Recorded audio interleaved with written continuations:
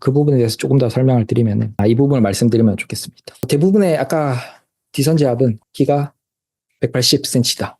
이거 장점입니까, 여러분들? 키가 180인 거 장점입니까? 이거는 D선지압의 저희가 이제 보편적으로 사회에서 이제 장점으로 생각할 수 있지만 이건 장점이 아니에요. 이거는 특징입니다. 특징이고 만약에 제가 이제 소문이라고 하면 소문은 키가 170cm야. 근데 D선지압은 키가 180이야. 라고 하면 그때부터 이제 장점이 되는 겁니다. 그러니까 이제 저희가 이제 키가 180이라고 하는 거는 저희가 그냥 무의식 속에 이미 이제 사회의 평균 키가 어떻게 되는지를 아니까 그거 대비해서 180이면 큰 키가 맞지라고 전제가 있는 거지. 그냥 원숭이가 봤을 때는 180은 아무런 매력이 없는 거예요. 그냥 대한민국 사회 안에서 180이 이제 크다라 해서 이제 장점이 되는 건데. 그래서 이제 소구를 할 때 특징을 소구를 하는지 혹은 장점을 소구를 하는지 그렇게 생각을 하셔야 됩니다. 자, 여기까지 특징과 장점인데 근데 재밌는 거 한 개 더 말씀을 드릴게요.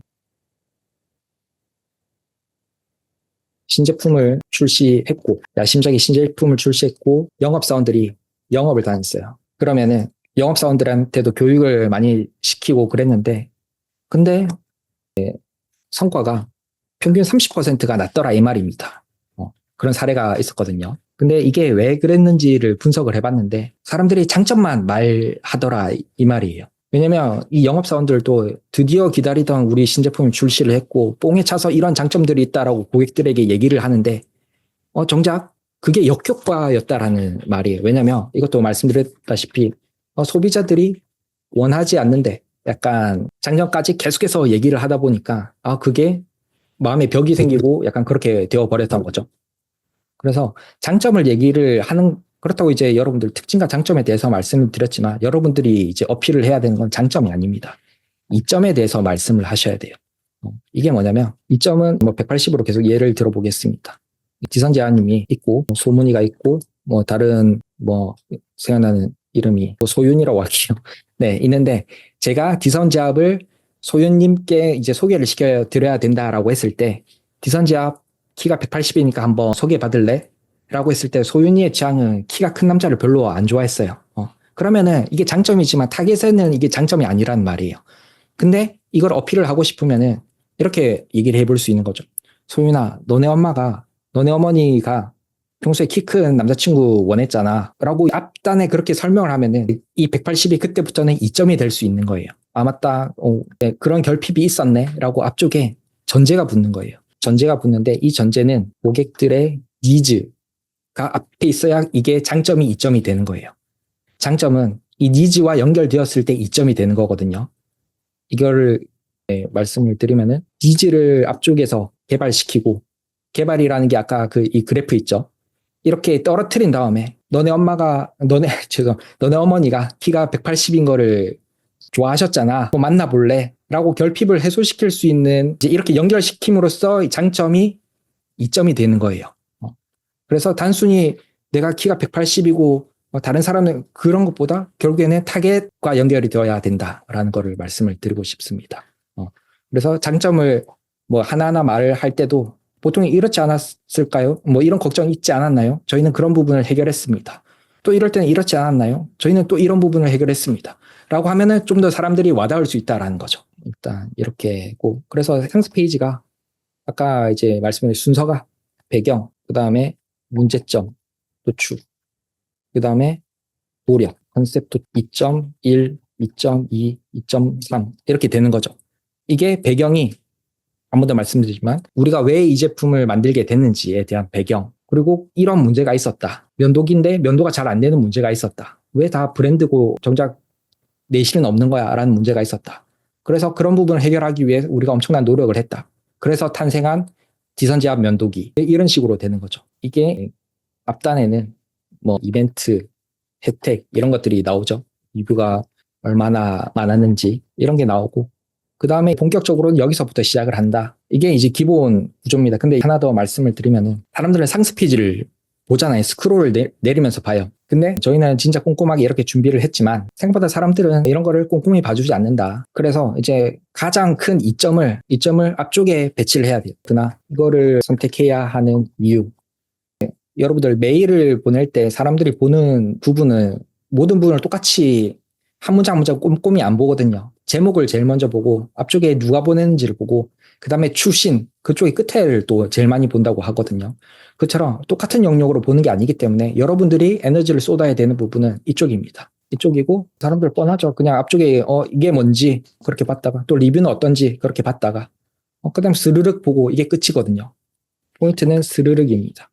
이 스르륵 안에서 한 번씩 멈출 때 과연 어떤 포인트들이 있는지 그런 느낌을 또 잘 전달을 해야 되는데 그런 부분을 지금 다 설명을 드리면은 또 굉장히 딥해질 것 같기 때문에 일단 제일 공을 쏟아야 되는 거는 우리가 이렇게 생각한 이점을 이쪽에 가장 잘 보이게 이걸 이제 후킹이라고 하거든요. 후킹은 까지면 좋을 것 같습니다. 그래서 이제 앞쪽에 그 면도기 앞쪽에 봤을 때 음짤로 막 그렇게 있었잖아요. 초반부에. 이것도 뭔지는 모르겠지만 이 상습 페이지를 읽어보진 않았지만 360도라네. 이게 가장 큰 소구점이구나. 그 다음에 이렇게 이제 GIF로 가장 큰 특징을 360도가 이런 이제 이점이 있다.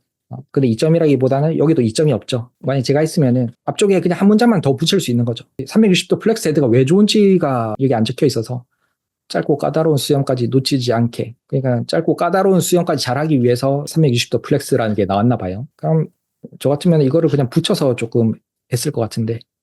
근데 솔직히 이런 거 안 보잖아요. 이게 왜 안 보냐면, 이것도 카피라이팅의 영역이긴 한데 살짝 이제 말씀을 드리면 진부해요. 아까 말한 사장님이 미쳤어요 같은 그런 느낌이 있거든요. 그리고 또 하나 이건 디자인 부분인데 제가 생각했을 때는 이렇게 이미지 안에 텍스트가 있는 거를 별로 좋게 안 봅니다.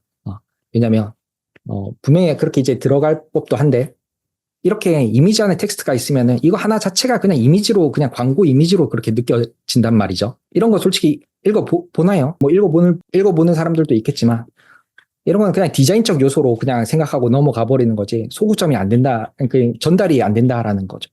그러니까 여러분들이 이제 상세 페이지를 기획을 하실 때는 상대방에게 어떤 키 메시지, 키 이미지를 남길지를 생각을 하셔야 돼요. 그래서 여기서도 뭐 앞쪽에 몇 개 안 받긴 하지만 360도라서 좋은 점에 대해서 여기서 계속 쓰는 거예요. 만약에 이제 360도로 하면은 그래서 탄생한 360도 면도기이면은 여기서는 이점이 사람들이 이제 실수를 하는 게 우리 면도기의 이점 1, 뭐 가격이 싸다, 두 번째 가볍다, 뭐 소재가 좋다, 뭐 이렇게 얘기를 하게 되거든요. 분명히 그런 건 장점이고 이점이 될 수도 있는데 여기서는 이제 360도라서 좋은 점에 대한 이점이 나와야 되는 거예요. 이라서 60도라서 뭐뭐가 1. 네, 열어드릴게요. 여기는 좋은 점 2, 좋은 점 3 이런 식으로요. 그래서 사람들이 휙휙 넘겨봤을 때도 여기는 그래 360도구나 라는 게 이제 머릿속에 이제 하나의 키 메시지나 키 이미지들이 되는 거죠. 그 다음에 뭐 디테일한 내용이 있으면은 여기 이제 4나 5쯤에서 이제 추가로 이제 남기는 거고요. 그렇고 조금 더 딥하게 한번 들어가면은 딥하게라기보다 여러분들이 이제 하시다 보면 다른 상세 페이지 보다 보면은 또 자주 하는 실수가 있습니다. 뭐냐면 앞쪽에 배경을 쓰라고 했잖아요. 배경을 쓸 때 엄청나게 거창하게 시작해. 요즘 1인 가구가 증가하고 있습니다. 흔적을 위해 탄생한 뭐가 있을까요? 키트. 이렇게 만약에 있으면은 앞쪽에 이게 필요한가라는 거죠. 이거는 굳이 없어도 돼요. 그러니까 배경인데 제가 만약에 해야 된다면은 그러니까 이거를 소비자와 연애라고 생각을 해볼게요. 연애라고 하면은 당신이 연애를 해야 되는 이유에 대해서 설명할 필요가 없다는 거예요.